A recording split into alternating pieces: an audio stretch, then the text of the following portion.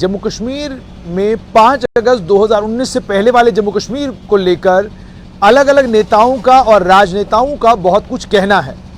अक्सर ये बात कही जाती है कि 5 अगस्त 2019 से पहले वाले जम्मू कश्मीर में नौकरियां मिलती थी, स्कैम नहीं होते थे और मेरिट का ख्याल रखा जाता था, मेरिट का पास रखा जाता था और 5 अगस्त 2019 से पहले वाले जम्मू कश्मीर में काबिलियत एक मात्र पैमाना थी जिस पैमाने के ऊपर आपको नौकरी मिला करती थी। ये तमाम दावे 5 अगस्त 2019 से पहले वाली डिस्पेंसेशन को रिप्रेजेंट करने वाले मुख्यमंत्रियों के, उप मुख्यमंत्रियों के, मंत्रियों के दावे हैं। लेकिन मामला है स्पेशल जज एंटी करप्शन जम्मू की कोर्ट का, ताहिर खुर्शीद रैना की कोर्ट का। उन्होंने करप्शन के इल्जामात को फ्रेम किया है पूर्व चीफ एजुकेशन ऑफिसर तरसेम लाल और उसके अलावा 37 अन्य लोगों के खिलाफ। और मामला है क्लास 4th रिक्रूटमेंट का। और इस क्लास 4th रिक्रूटमेंट में जो बेईमानी, जो धांधली और जो बेज़ाब्तगी हुई, उसके नतीजे में एक केस बना और उस केस की समाअत जो है वो स्पेशल जज एंटी करप्शन के यहाँ चल रही है और उसी में अब इस मामले में चार्जेस फ्रेम किए गए हैं। यानी इल्जामात क्या हैं, उन इल्जामात को कोर्ट के समक्ष पेश किया गया है। प्रोसिक्यूशन के केस के मुताबिक स्टेट विजिलेंस ऑर्गेनाइजेशन, जिसे अब एंटी करप्शन ब्यूरो कहते हैं, उसके पास एक शिकायत आती है। शिकायत में ये कहा जाता है कि जो क्लास 4th के मुलाजिम हैं उनकी सिलेक्ट लिस्ट जिसे एजुकेशन डिपार्टमेंट ने तैयार किया है और जिसे सीईओ जम्मू उस समय जो तरसेम लाल थे उन्होंने इशू किया है, उसको लेकर कहा जाता है कि ये फेयर नहीं है, इसमें इंसाफ नहीं हुआ है और बहुत सारे जो डिजर्विंग कैंडिडेट थे उन्हें सिलेक्ट नहीं किया गया है, उन्हें अपॉइंट नहीं किया गया है। और ये इसलिए हुआ है क्योंकि जिन लोगों को ये जिम्मेदारी दी गई थी कि आप सिलेक्शन करें, उन लोगों ने सिलेक्शन में बेजाब्तगियाँ की हैं, बेईमानियाँ की हैं, चोरियाँ की हैं। उसके बाद स्टेट विजिलेंस ऑर्गेनाइजेशन का ये क्लेम है कि हमने एक सरप्राइज चेक किया और सरप्राइज चेक में सामने निकल कर ये आया कि 90 कैंडिडेट्स में से जिन्हें सिलेक्ट किया गया था, 15 लोग वो थे जिन लोगों ने जेडीओ दफ्तर में जाकर फॉर्म तक नहीं भरा था। बिना फॉर्म भरे सरकारी मुलाजमत मिलने का काम और बिना फॉर्म भरे सरकारी मुलाजमतें देने का काम जम्मू कश्मीर में 5 अगस्त 2019 से पहले भी हुआ है। थोड़ा आगे बढ़ते हैं। उसके बाद यह कहा गया कि 15 लोगों ने एप्लीकेशन फॉर्म भी जेडीओ के सामने फिलअप नहीं किया था जैसा कि एडवर्टीजमेंट में कहा गया था।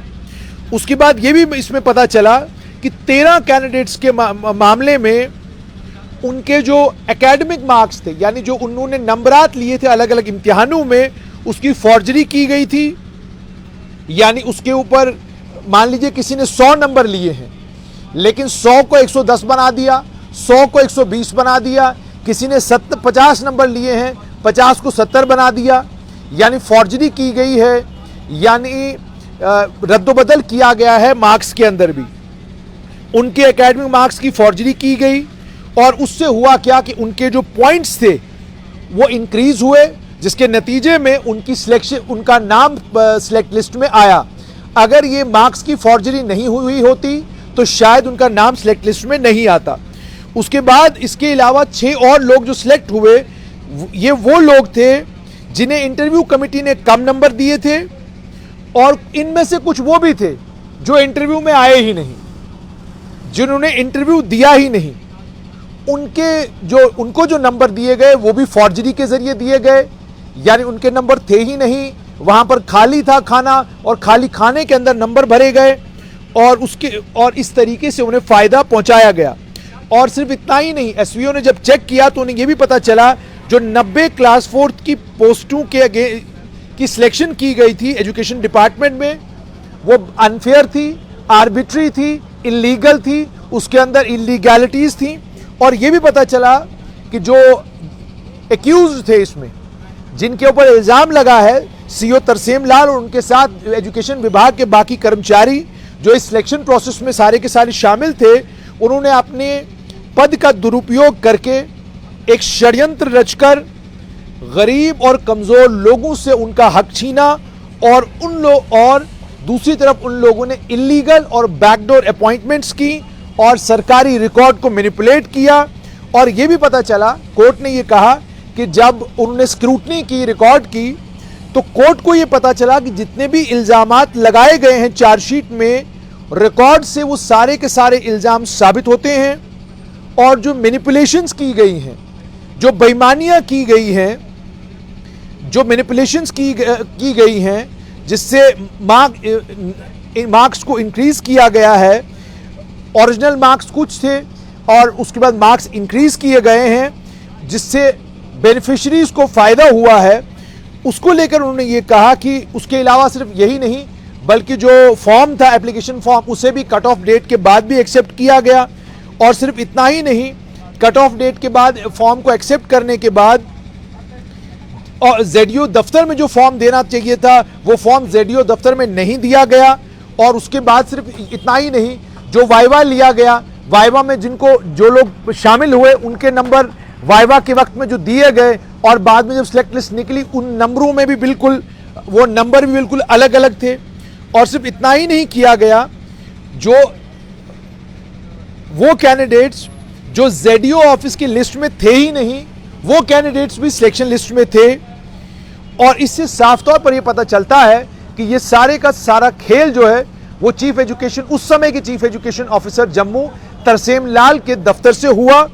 और इन तमाम चीजों को ध्यान में रखते हुए कोर्ट ने सेक्शन 5(1)(d), 5(2), 420, 468, 471 और 120B आरपीसी के तहत जो है मामला इस समय इन लोगों के खिलाफ बनता है। और अब इस मामले की समाअत आगे बढ़ेगी।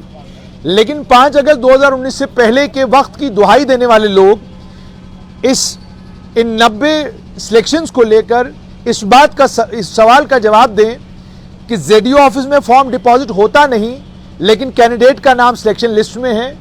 आप इंटरव्यू में पार्टिसिपेट ही नहीं करते, लेकिन तब भी आप सिलेक्शन लिस्ट में हैं। आप फॉर्म जेडीओ ऑफिस में भरते ही नहीं हैं, लेकिन तब भी आप सिलेक्ट हो जाते हैं। आप अपनी मार्कशीट के अंदर बेईमानी करते हैं, आप मार्कशीट के अंदर नंबर बदलते हैं, आपके नंबर आए 10 हैं, आप उसको 20 कर देते हैं, उसके बावजूद आप सिलेक्ट हो जाते हैं। यानी जबरदस्त तरह की बेज़ाब्तगियां 90 लोगों को सिलेक्ट करने के लिए चीफ एजुकेशन ऑफिसर, उस समय के चीफ एजुकेशन ऑफिसर जम्मू और उनके साथ 37 अन्य लोगों ने की, जिसके नतीजे में अब मामला तो दर्ज हो चुका है। लेकिन सवाल यह है, ये तो पुराना बीता हुआ वक्त, उस वक्त में ये सब कुछ हुआ।